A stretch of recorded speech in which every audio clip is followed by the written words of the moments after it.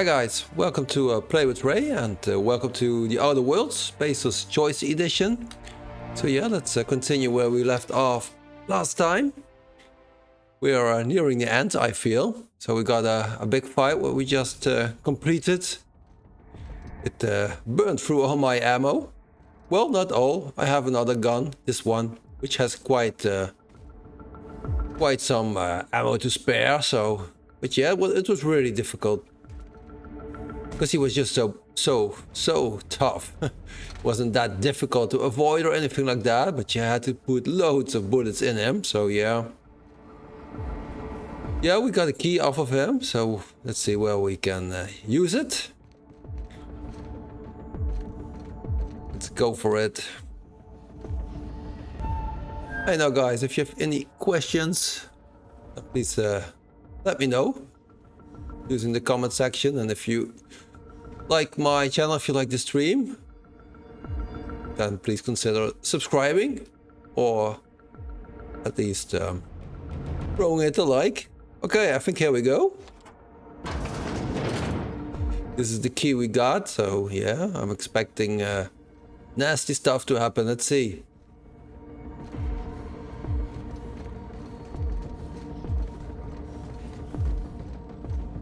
Wow. Nice office. Wow, there's a big enemy awaiting us.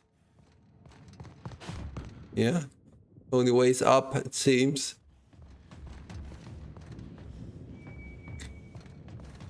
Wow. Halcyon after all. Everyone all right? Oh, he already vanished. Or not? Okay. It's too easy, man. It's way too easy. Let's see.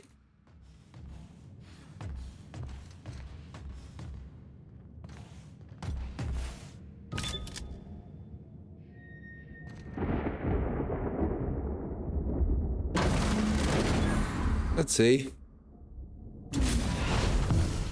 You don't know how glad I am to see you. You lunatic. You broke into the board's own fortress and killed the chairman just to rescue one doddering old man? You are absolutely out of your mind, and I can't begin to thank you enough.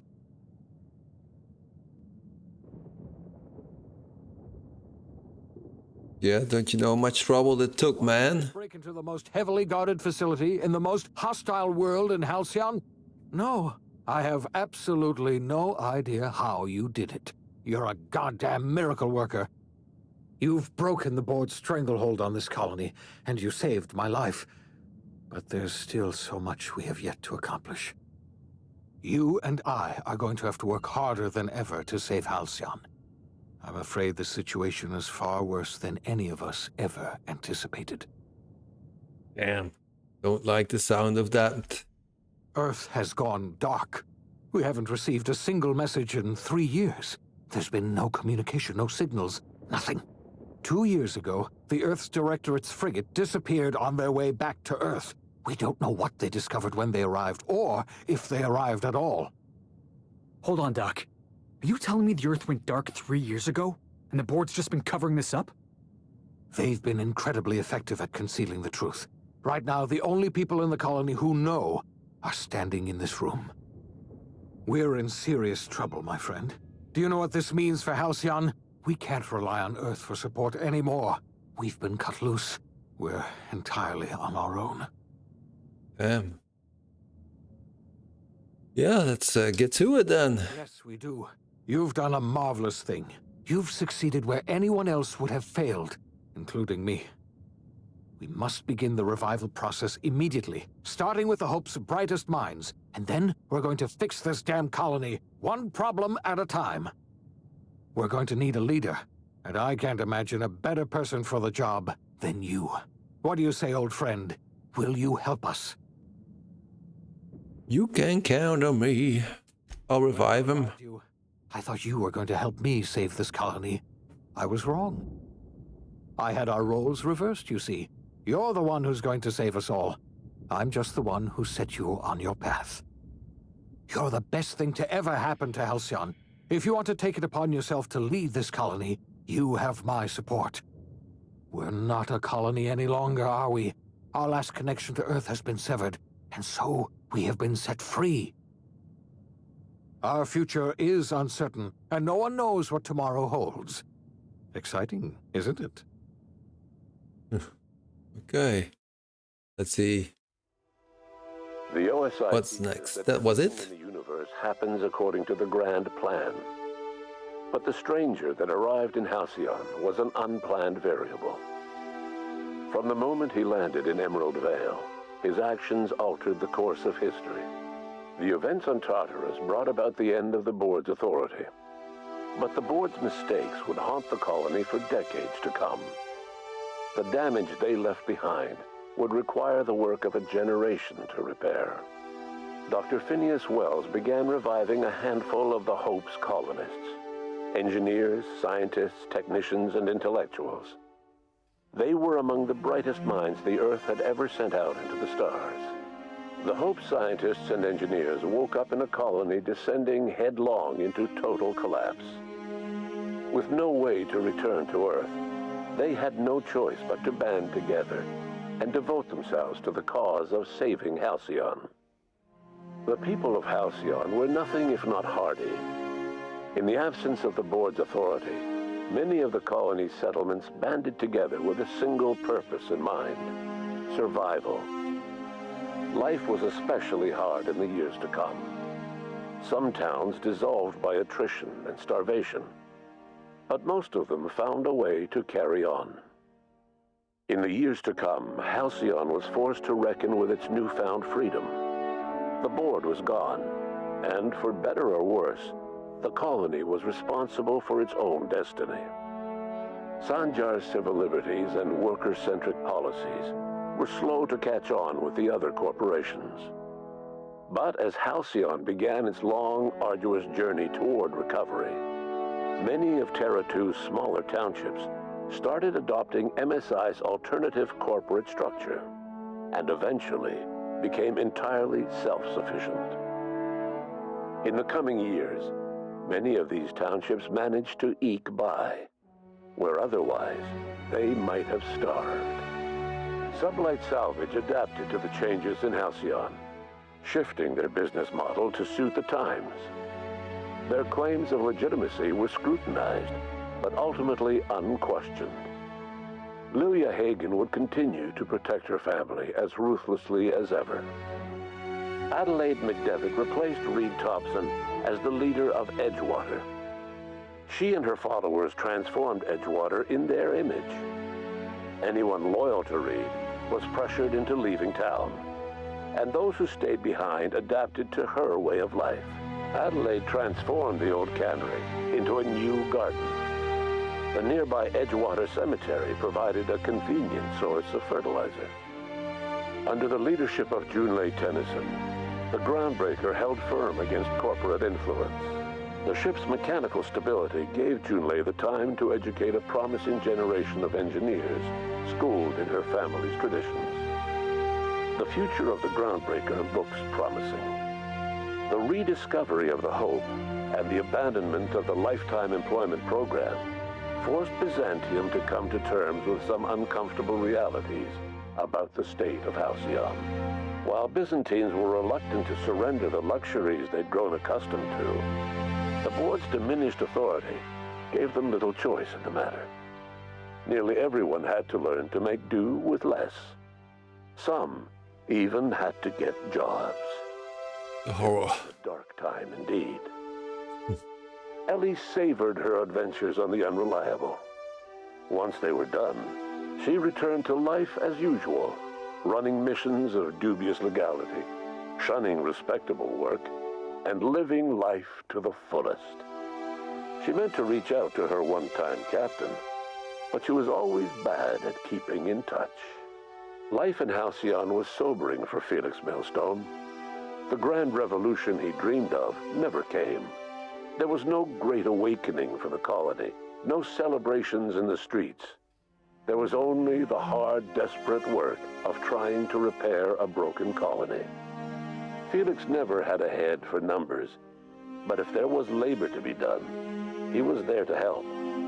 Eventually, Felix realized that the work of a revolution was done with two hands.